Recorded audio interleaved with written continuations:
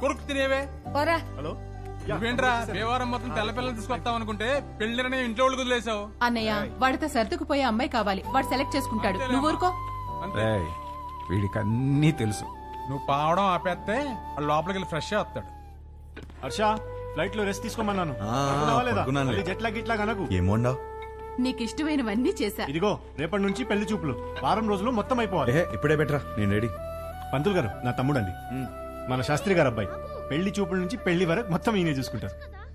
పెళ్లికి ముహూర్తం పెట్టుకుని పెళ్లి కూతురు లేకుండా ఫ్యామిలీ మొత్తం చాలా హ్యాపీ తిరిగేస్తున్నారంటండి. చూస్తుంటే నాకే టెన్షన్ వచ్చేస్తుంది. పెళ్లి కొడుకు మీరు కూలికి ఎలా ఉన్నారండి బాబు? పెళ్లిలో ఏం కావాలో నాకు తెలిసినప్పుడు టెన్షన్ ఎందుకు? క్లారిటీతో ఉన్నారనమాట. కంగ్రాట్స్ అండి. ఏమండి, నా కెరీర్ లో మీదే మొదటి పెళ్లి. ఇది సక్సెస్ కొట్టానంటే నా లైఫ్ సెటిల్ అయిపోతుందండి. దీనికి మాత్రం మీ సపోర్ట్ కావాలి. ఒకసారి భుజం తట్టండి. ఇక్కడికి వచ్చేసావా? నా అడ్రస్ లో ఎవరు చెప్తాడు నీకు? పో ఇక్కడి నుంచి. పో. ఒకసారి భుజం